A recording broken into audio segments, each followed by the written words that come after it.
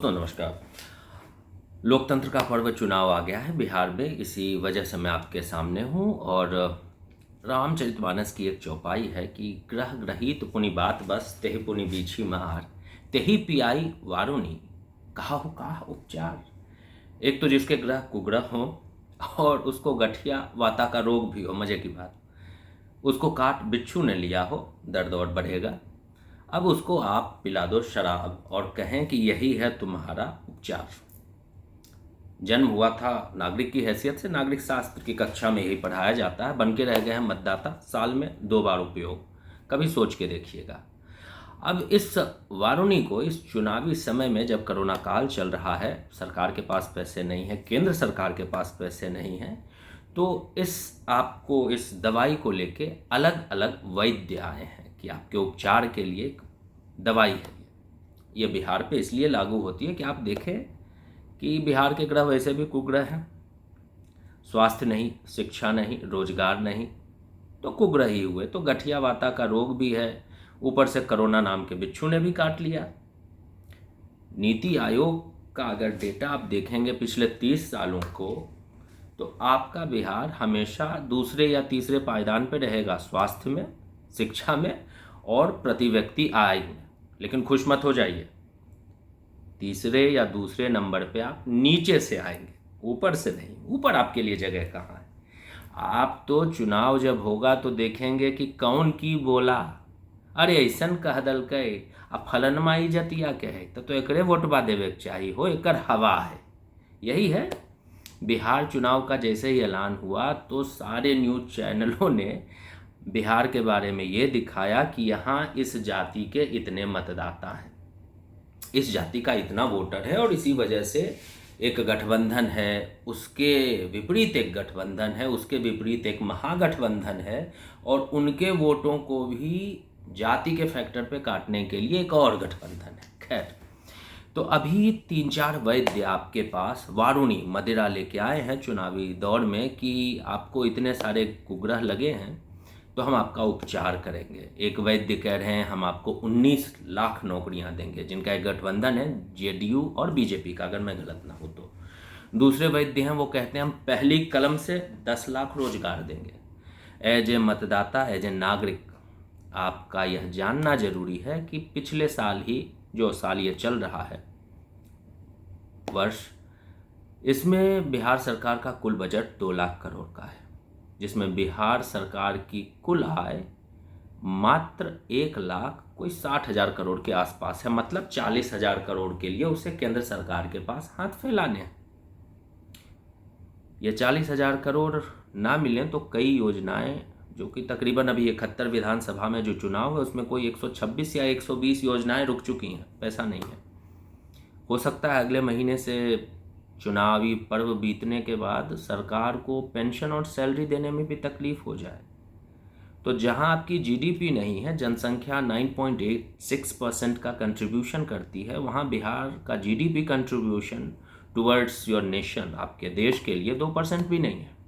वहाँ आप अगर 10 लाख नौकरियों की बात करते हैं और उसके अपोजिट कोई 19 लाख नौकरियों की बात करता है, तो इसका मतलब है कि गठिया वाता कुग्रह और बिच्छू काटने वाले को आप मदिरा पिला रहे हैं कि बेटा मदहोश हो जाओ बस और बटन दबा दो, हम तो हैं ही। खैर, अभी एक रिपोर्ट आई है, उस रिपोर्ट का आपको जानना जरूरी है। ये रिपोर्ट आई है एसोसिएशन फॉर डेमोक्रेटिक राइट्स की।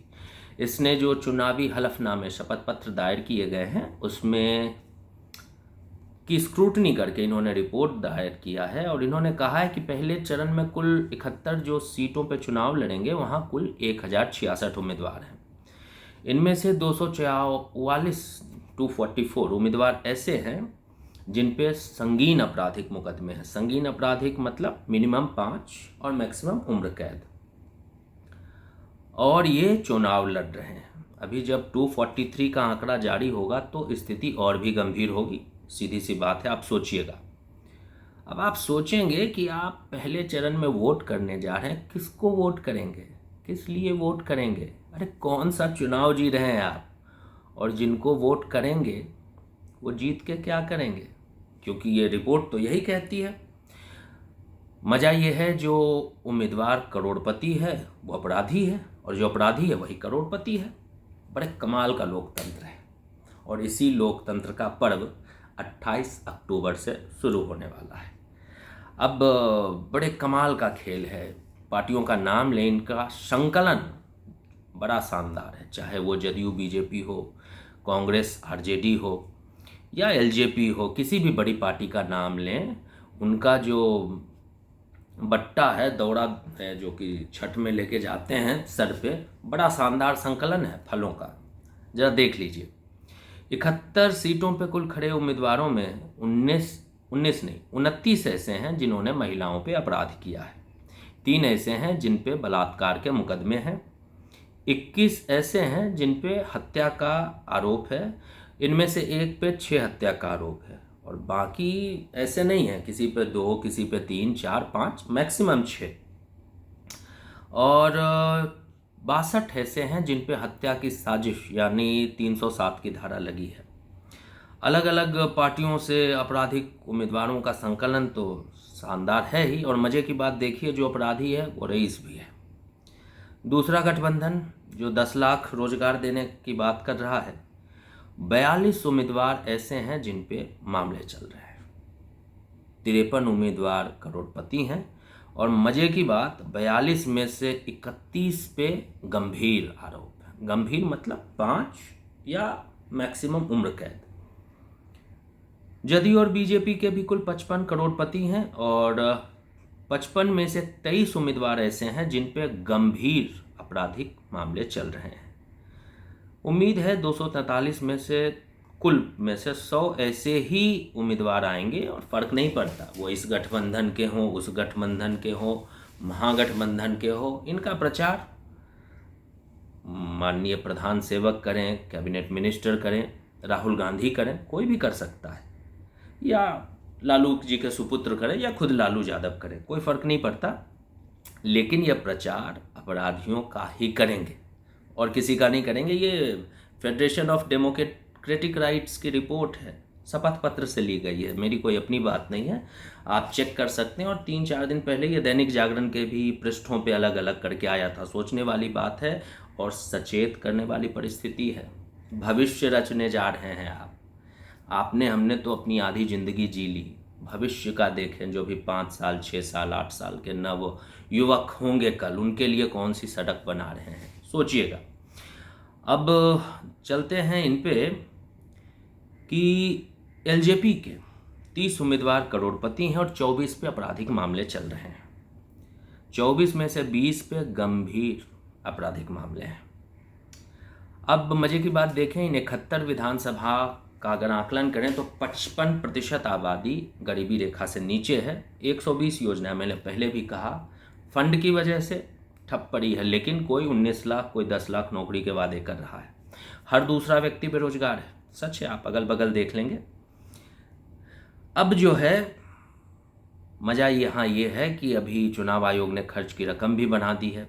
आप 30,88,000 खर्च कर सकते हैं, और एवरेज तकरीबन 1 करोड़ रुपए हर घंटे खर्च होना है इस चुनाव में। पहले चरण में 3 चरण, औसत 3 करोड़ रुपए पर घंटा। गरीब देश, उसमें अति पिछड़ा, अति गरीब राज्य, लेकिन 15 दिनों का खर्च 3 करोड़ रुपए प्रति घंटे। मज़े की बात, एकदम जो करेला ऊपर से नीम चढ़ा वो चुनाव हो रहा है, और आप ही चुनेंगे, मजा लें। आगे योजना कहती है कि 1066 में 500 उम्मीदवार, तकरीबन 500 ऐसे हैं जो कभी कॉलेज नहीं गए, 74 साक्षर हैं जो स्कूल नहीं गए, 5 ऐसे हैं जो कि निरक्षर हैं, अंगूठा छाप, 8 ऐसे हैं जो 5वीं पास हैं, और 64 ऐसे हैं जो कि 8वीं पास हैं, 170 हैं जो कि 10वीं पास है, रिपोर्ट पढ़ रहा हूँ, और 213 ऐसे हैं जो कि 12वीं पास हैं लेकिन कभी कॉलेज नहीं गए। कुल 476 उम्मीदवार बनते हैं जिन्होंने कभी कॉलेज का मुंह नहीं देखा, उच्च शिक्षा की प्राप्ति नहीं की, और ये दोनों गठबंधन से। हाँ, टोटल 1066 की मैं बात कर रहा हूँ। अब क्या है कि इन्हीं 466 के लिए आपको वोट डालने निकलना होगा, बेरोजगारों की फौज को निकलना होगा। किसी के हाथ में डिग्री है तो रोजगार नहीं, किसी के पास रोजगार है तो वेतन नहीं, पूंजी नहीं, स्वरोजगार पे भी आफत है। लेकिन इन्हीं को निकलना होगा और चुनना किन को होगा? 476 अनपढ़ों को या कम पढ़े लिखों को थोड़ा रिफाइन कर दें, पॉलिश लगा दें, तो जिसमें एक 19 लाख रोजगार देंगे, एक 10 लाख रोजगार देंगे। खड़ा अपराधियों को किया है। चुनाव आयोग खुद कह रहा है कि 71 में 61 रेड जोन में है। रेड जोन मतलब जहां 3-3 आपराधिक छवि के लोग खड़े हों तो रेड जोन की स्थिति है। और मजे की बात ऐसा नहीं कि 10 सीट पे जो बचे हैं उस पर अपराधी नहीं है, अपराधी वहां ही है। मतलब चुनना आपको इन्हीं में से है, अपराधियों में चुना हुआ है। अब मजे की बात है कि पढ़े लिखे के लिए ये सियासत चलती नहीं, गरीबों के लिए है नहीं, ईमानदार व्यक्ति के लिए है नहीं, तो आखिर ये लोकतंत्र है किसके लिए? किसके लिए देंगे वोट आप? जब भी कोई आपसे ऐसे वादे करने आए, हम नौकरियां दे देंगे, और इन वादों की समीक्षा आप कर लें। अभी से कुछ समय पहले इस गठबंधन के जो हैं वो पूर्व काल में 2015 से 2017 तक डिप्टी सीएम और उनके भाई शायद नहीं, स्वास्थ्य मंत्री रह चुके थे। कौन सा बम उन्होंने ऐसा फोड़ दिया जिसका धमाका बगल के उत्तर प्रदेश या बंगाल में सुनाई दिया कि देखो वहाँ के डिप्टी सीएम ने ये काम किया? कुछ नहीं किया। तो ये सिर्फ चुनावी वादे हैं। हकीकत मैंने आपके सामने रख दी। अपराधियों का लोकतंत्र है।